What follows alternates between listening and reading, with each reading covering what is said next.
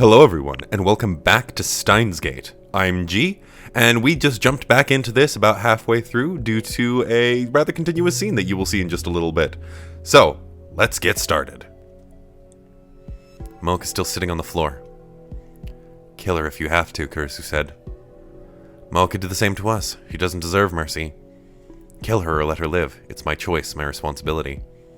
Even after I undo the murder, the memory of my crime will remain with me.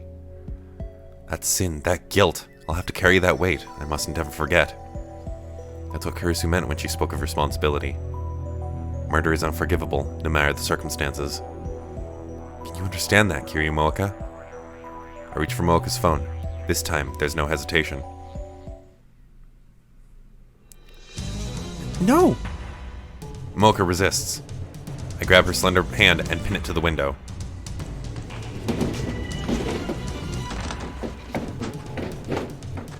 The glass rattles from the force, but thankfully doesn't break. With my other hand, I pry the phone away from Mooka's chest. She drives her foot straight into my solar plexus. The breath explodes from my lungs. I gasp for air. In a fit of anger, I raise my hand to strike. But at the last moment, I hesitate. Damn, what happened to killing her if I have to? I know we're past the point of playing nice, but I've never hit a girl in my life. I don't consider myself a model gentleman or anything, but the idea that men aren't supposed to hit women is such a strong part of my common sense that it stayed my hand almost like instinct. So instead, I wrap my hand around Mooka's neck and squeeze.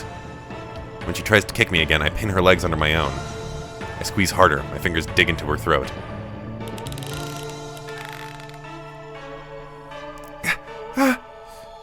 She struggles for breath. I feel her throat moving as she gasps for air.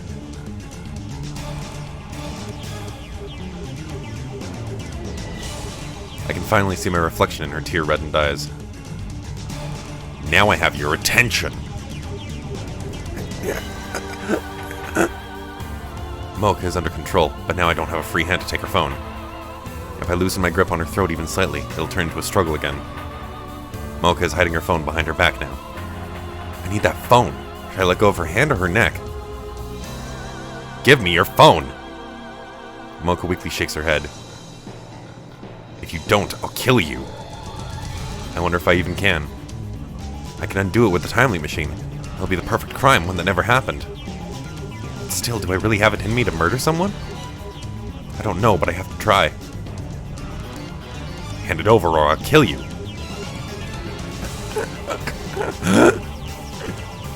No words leave Mooka's lips, just rough breathing.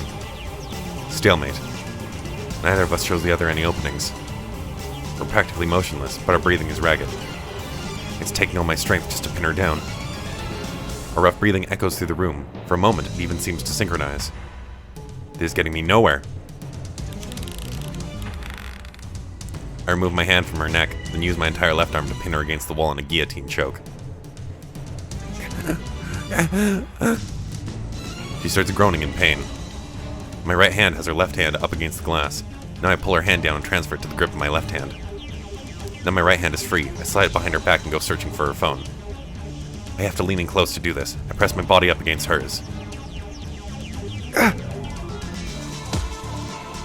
Pain explodes in my jaw. I lean back. Mooka is readying another headbutt.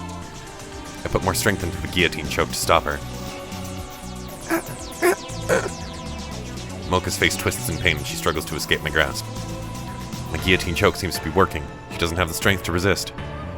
If I push any harder, she really might die. I push harder. Mooka writhes in pain. Tears fall from her eyes and drool from her mouth. As her resistance weakens, my right hand finds Mooka's phone. She still has it in a tight grip, but I manage to tear it away.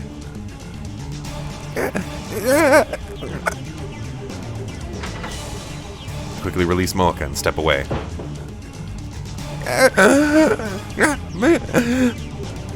She bends over and coughs violently, but still, she reaches out to me with tears in her eyes. She wants her phone back. I don't care. I look at the screen. It shows an email draft with a string of FBs entered. I clear the text and start typing a new mail. But her phone's different from mine, so I don't quite know how to use it. Let's see. Startled, I look up to see Mooka staggering to her feet. She's like a goddamn zombie. I quickly run outside and close the door behind me. Then I lean my entire body weight on it so she can't open it from the inside. The doorknob rattles as she tries to open the door. Then she starts pounding on the inside. It's a good thing doors in Japan open out. You wouldn't see this in a Hollywood movie. Anyway, I have her phone. Now I just need to pretend to be Mooka and send the cancellation email. Mooka's changes the path to be cancelled. The world line will change. The IBM 5100 will come back to me. And then we'll hack into CERN. Mission complete. Fate won't have my Eri this time. Victory will be mine. It is Maki-say. Get ready for a D-mail. Okay, but what's that noise? I'm having a little trouble here. So you didn't kill her. Good job. I tell her Mooka's address. It's ready. Am I Eri?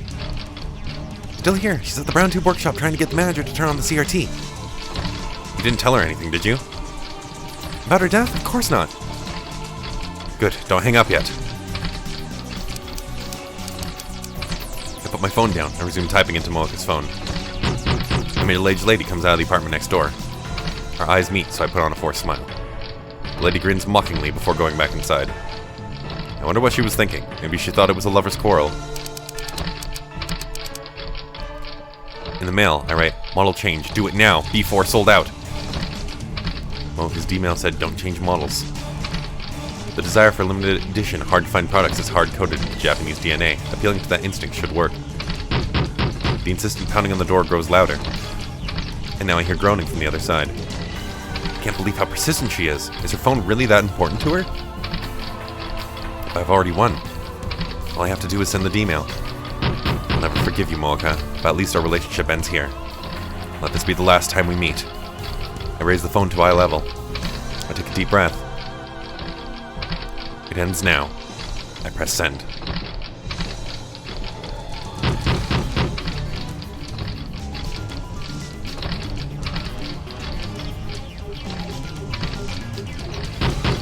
No vertigo, no dizziness, nothing. Reading Steiner didn't activate. What? Why? Why didn't the world line change? Did the phone wave fail to function? I bring my own phone back to my ear. Kurizu's still on the line. Well? Did you send it? Yes, did it work? The discharge is occurring as normal. So it worked, right? Definitely. The world line didn't change. You mean it failed? Why? Consider the possibilities. Maybe the message wasn't enough to persuade Mooka to change models. Could we have sent it to the wrong date? It's July 31st, I'm sure of it. Check when the original D-mail arrived. Maybe her reaction will change if the new one arrives just after that. What a pain. Pounding on the door has ceased. Did she finally give up? No, she wouldn't give up. Does she plan to climb out the window and loop around? But we're on the second floor. That would be quite a feat. I should still have some time left. Try sending different messages. If that doesn't work, I'll adjust the timer. You're a lifesaver. What's going on there? Is Mr. Brown freaking out? I can hear him shouting from below. Hoshi-dan and my area are trying to calm him down, but who knows how long that'll last. I don't think there's much time left. I put my phone into my pocket without hanging up.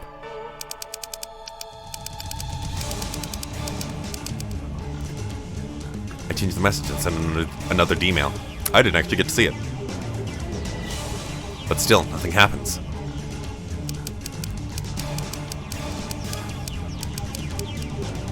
Change now, your phone is cursed. I make another one. Send. No good. Why? What am I doing wrong? I'd like to ask Mooka, but if I go back inside now, she'll probably just attack me. Which reminds me, she's been awfully quiet. What's she doing now? Maybe she really did go out the window. I look around. I don't see her anywhere. Think, why didn't the D-mail work? I wipe the sweat from my brow. My entire body is soaked. It must be the adrenaline. What if Mooka changed addresses when she got a new phone? I take up my phone. Are you there? Still not working? I tried 2 more times, but nothing. I frantically consider my options as I stare hard at Mooka's phone. The walkway is dim, but Mooka's gaudy purple phone shines in the faint light. Wait. I take another good look at the phone. There's something wrong here. What is it? Okabe, what's wrong? Gaudy purple. Latest model. Removable LCD screen. Model number GG01. My eyes tell me there's nothing wrong. I saw this phone when Mocha sent her email, and many times before. She was never without it. It's the same. Nothing has changed. Nothing changed? Huh? What hasn't changed? Why hasn't it changed? Why is it the same as before Mocha sent her email? Mocha's email said don't change models. She should have had a different phone when she sent it. But she didn't. It was the same phone I'm holding right now. There's only one explanation. She never changed models to begin with.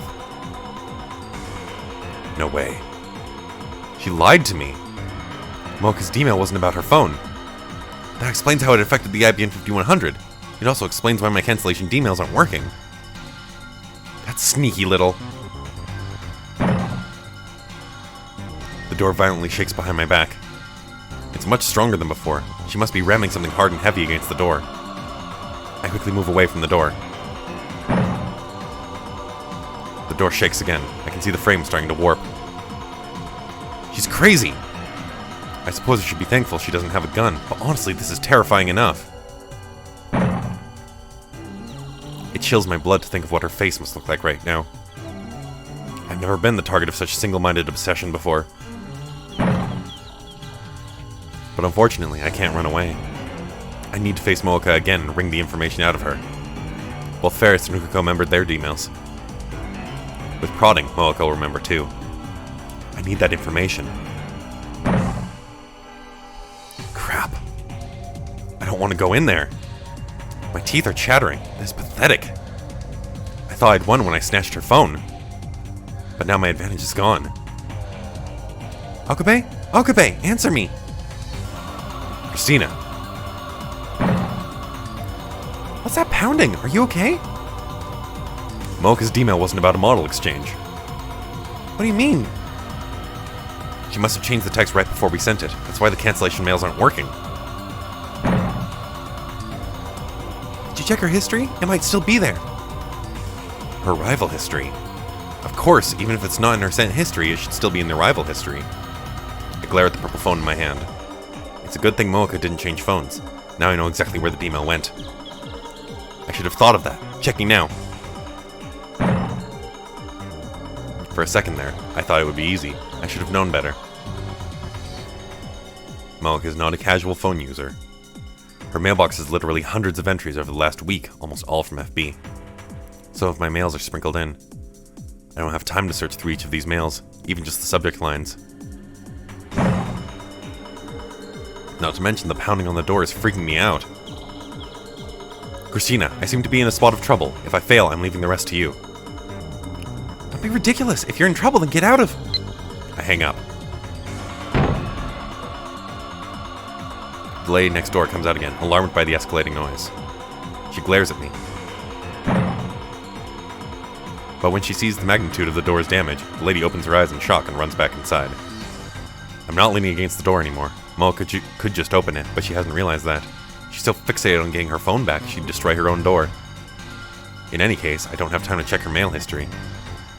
I put the phones into my pockets and move... Oh my goodness, I can't speak. I put the phones into my pockets and moved to the side of the door.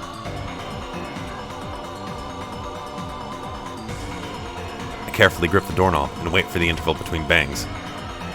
Now! I yank the door open. A coffee table flies out and smashes into the walkway railing. Okabe! Her screech raises hairs all over my body. She's standing in the entrance like a revenant at the gates of hell. I step back. My knees tremble. But then I remember what I'm here to do. I gather my resolve, enter the room, and close the door behind me.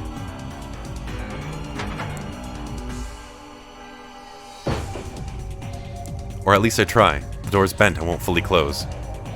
I give up unlocking it. Give it back!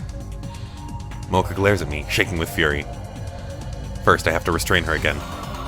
This is a woman who would kill on command, who would break her own door down just to retrieve her phone. It's too dangerous to let her be. I'm stronger, I just need to get her on the ground. There's no time. It's now or never. Crushing my fear, I charge Moeka at full speed. Our bodies collide. Moeka tries to twist away, but I grab her clothes and use my momentum to push her to the floor. Ah! The back of her head hits the floor. Her resistance weakens. She doesn't know how to break a fall. Some secret agent. I quickly straddle her waist. Now she's mine. Give it back! Moeka flails her arms and legs wildly. I should have known she wouldn't give up. Her fist strikes my jaw. Fortunately, Moeka is weak. The blow does little damage. I still need to stop her from struggling. First, her hands. I start with her left. I grab her wrist and pin it to the floor. A fist flies towards my face. It pops against my left eye, blanking my vision for a second. She seems to stop struggling for a moment. Her hand claws weakly at the air. But it turns out that she was reaching for my hair. She grabs it hard. I feel several strands tear free of my scalp. Gah! I get a grip on Moeka's face and press her head against the floor. She tries to bite my fingers, so I pull my hand back. I grab the hand that's grabbing my hair and dig my nails into her wrist. But she still doesn't let go of my hair. All the while, her feet are pounding against my back. She's also trying to free her left hand. I can't take much more of this. Why you? I instinctively headbutt Moeka with all my strength. Gah! The sickening sound of bone against bone echoes inside my head. The impact makes me dizzy too, but I fight it. Moeka goes limp. An opening, finally! I succeed at pinning down both of her hands. Her glasses fell off at some point during the struggle. Her red, swollen eyes give her an even more demented look. There's an angry bump on her forehead where I headbutted her.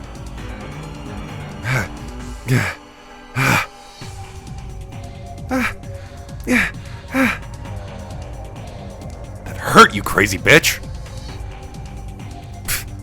She spits at me. The lukewarm saliva hits my face. Ugh. I want to wipe it off, but my hands are full. Moeka glares at me. There are tears in her eyes, perhaps from the pain. Eye contact. Good. We're making progress. Moeka breaks eye contact when I mention it. She stares at my pocket. She must have caught a glimpse of purple. I'm not giving it back. I smile scornfully.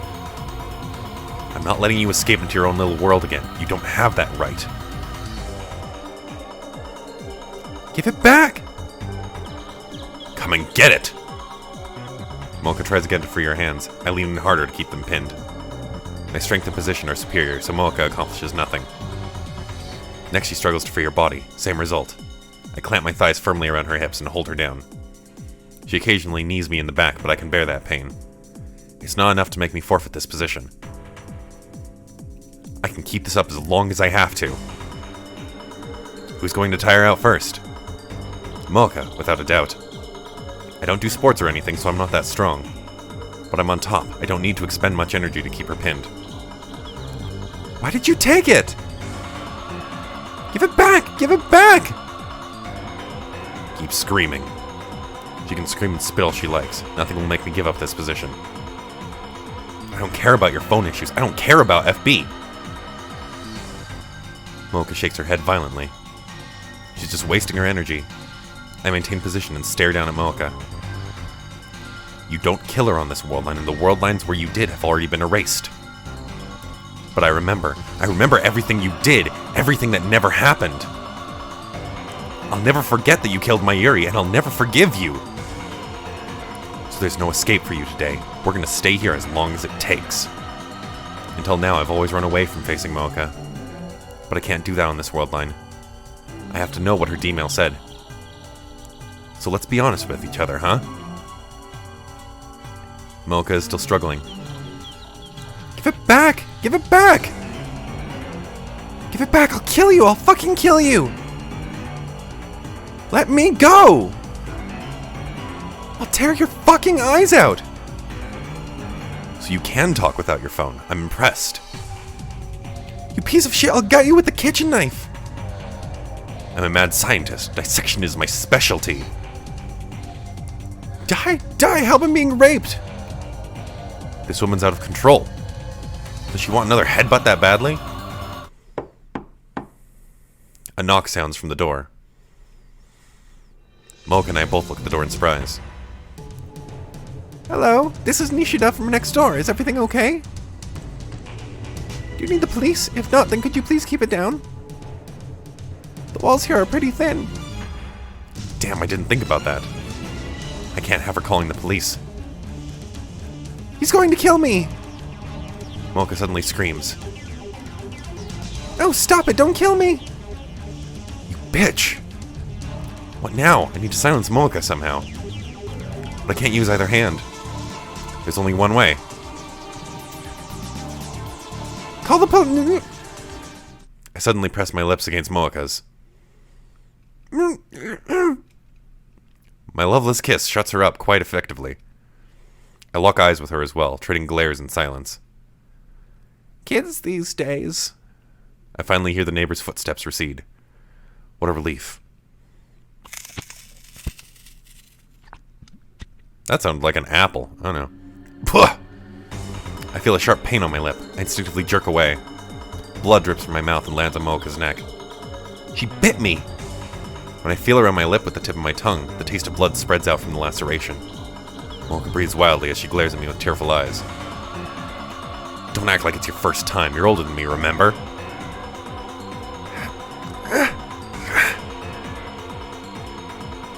She grimaces and looks away. Her pink lips glisten with saliva. I might find the sight alluring if the situation were different. Mocha turns her face away and looks up, through the open curtains, at the bright full moon outside the window. How much time has passed? It feels like it's already been dozens of hours. But it's still night outside, so it probably hasn't been more than 1 or 2. Mocha hasn't said a word since I kissed her. She hasn't tried to escape either. Her expression is blank. She's just staring off to the side. What is she looking at? I follow her gaze, but the only thing there is a half-empty bottle of water. Has she given up? Either way, I can't let my guard down. Maybe it's the stress, but it feels like my body is going numb.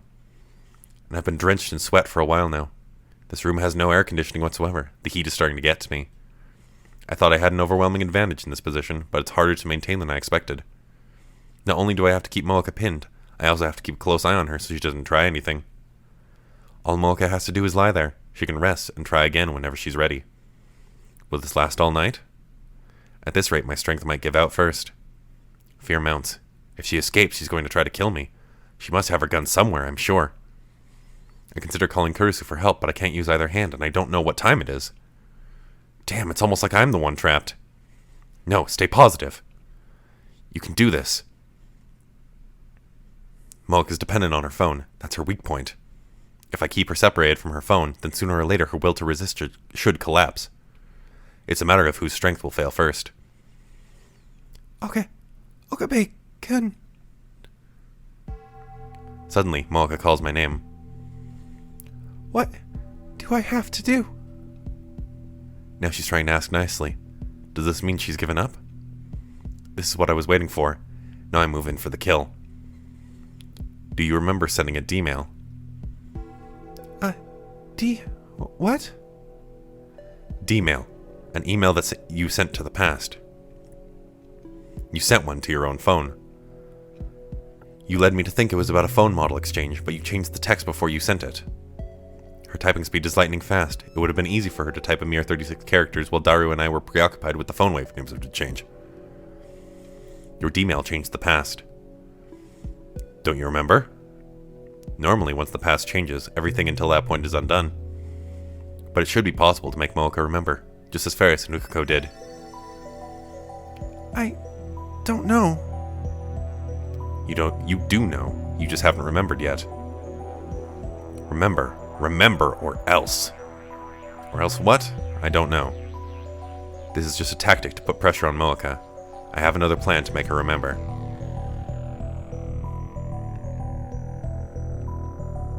Mocha turns away and bites her lip. Tears start falling from her eyes. I watch, never once taking my eyes off of her. I didn't notice before, but her shirt must have become undone during the struggle. I can see the alluring curves of her collarbone, the skin of her large pale breasts, a hint of sexy underwear. Why is that what you're thinking about right now? Her breasts heave with each painful breath. The base of her neck is stained with the blood from my lip. It's dry like a scab. Normally, Moa could be mistaken for an elegant, beautiful woman. But now she has large shadows under her eyes, her skin is rough, her face is pale. She looks more intoxicated than intoxicating. Her entire body reeks of death. She's clearly insane. This is the real Mocha. I wish I'd realized sooner. I really don't know.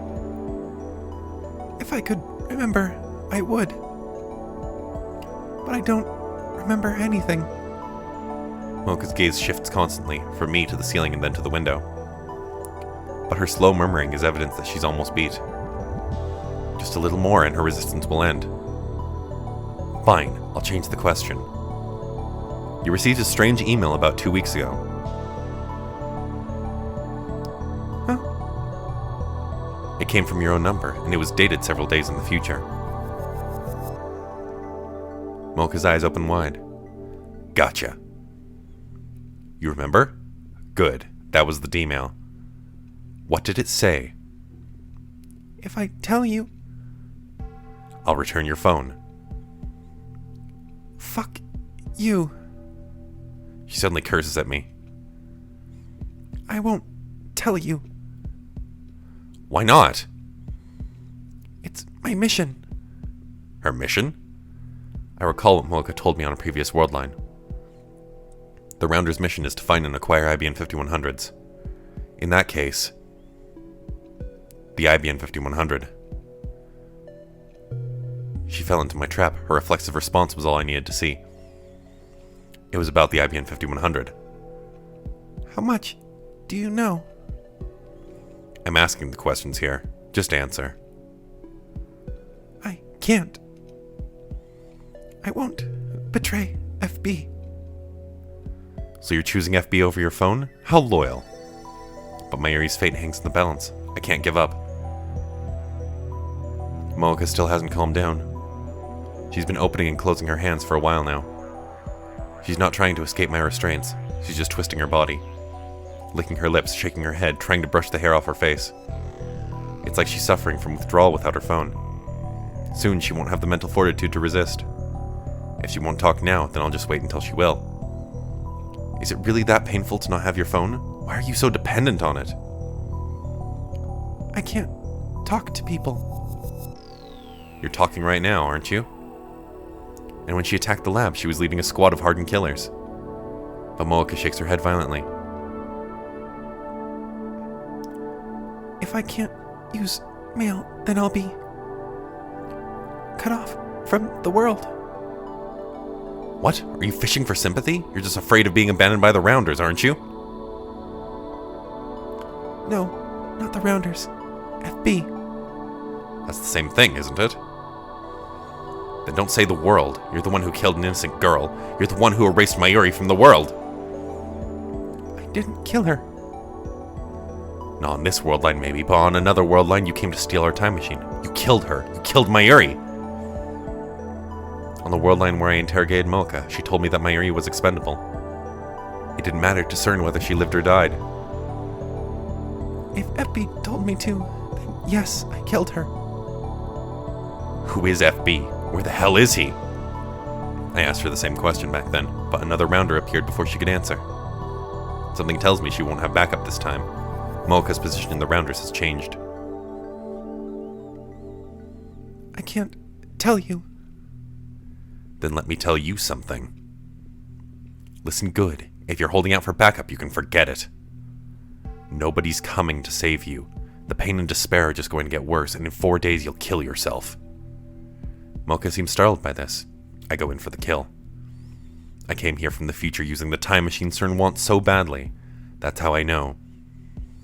You kill yourself in this room, all alone. Your precious FB doesn't save you. No one does. Not the Rounders, not CERN, and not the Committee of 300.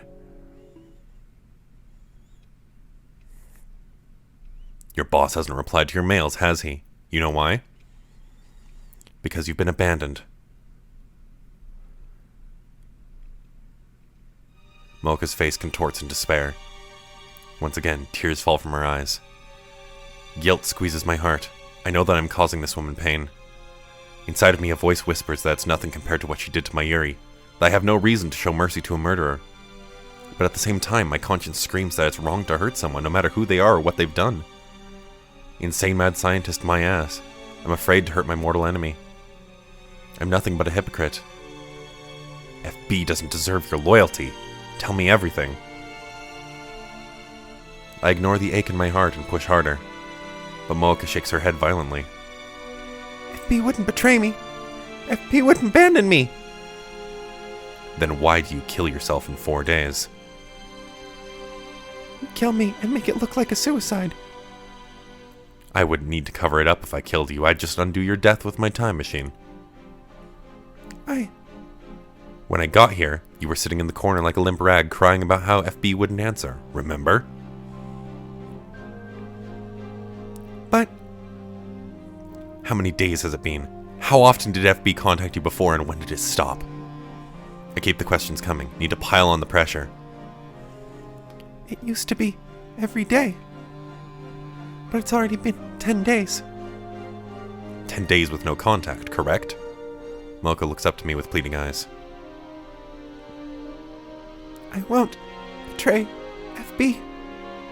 FB betrayed you. I believe in FB. He threw you away. FB used you and now your usefulness has ended. FB isn't like that. Then what sort of person was he? She was gentle to me, like a mother. I finally had a place I belonged. Like a mother? FB is a woman? I expected an evil-looking old man like you see in the movies, but I guess I was wrong. I talked to her about my worries. She always replied right away. Like a friend, but gentle, accepting. Have you met her? Mocha shakes her head weakly. You haven't met, even though she's like your mother? Your friend? Damn, if they had met, then I could have gotten Mocha to lead me to her. Rounders must hide their identities from one another. So you've talked, but you've never met. But you must have wanted to meet her, right? Even if it was against the rules. No! It would ruin everything if she saw the real me. Did she ever say she wanted to meet you? No, never. And I never asked. So no phone calls either then? Mocha turns away, and she nods faintly. Didn't you wonder why? Why would such a kind, gentle woman refuse to meet you in person? Was it really just the rules? And why isn't she returning your emails now? Think about it. She was using you. You were tricked. Don't say that. She's not like that. What did her last email say before she stopped contacting you? Leave the IBN 5100 at the designated location. The IBN 5100? Mocha, you fool, you let your tongue slip. 2 weeks ago, FB told her to leave the IBN 5100 at a drop point. That means she already had it in her possession at that time. I recall how Mocha kept bombarding me with questions about the IBN 5100. I might have let it slip that I found the computer at Yanabayashi Shrine. After that, she sent her email. The world line changed. The lock was broken on the Shrine storehouse door. The IBN 5100 was gone. These facts point to one conclusion. She sent herself the location of the IBN 5100. Now that I know, it seems so obvious. If only I hadn't trusted Mocha. If only I had seen through her lies. But no, I played right into her hands. I was the tool's tool. I almost burst into self-deriding laughter. But I desperately hold it back and keep a straight face. What was the designated location? The coin locker in front of Daiburu. The coin locker in front of Daiburu. Wait, isn't that where Rukako hid the IBN 5100 on the previous world line? Is this another effect of convergence? Can I retrieve the IBN 5100 if I go there now? No, I can't expect it to still be there. Remember what happened with Rukako. The invisible force of convergence is keeping the IBN 5100 away from me. If I want to get it back, I need to cancel Mocha's email. I know the message. I've already reached my goal. Mocha starts crying softly. I sigh deeply and lift myself off of Mocha's body. Then I lean back against the wall and stretch my aching limbs.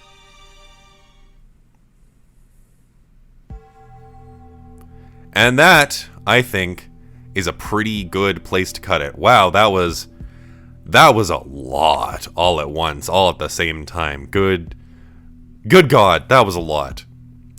But yeah, this is getting all dark. Well, I mean, not that it wasn't dark before, but, you know, we had a bit of a reprieve with the Ferris and the Ruka stories. Like, they were emotionally very gut-punchy, but not dark. This is dark.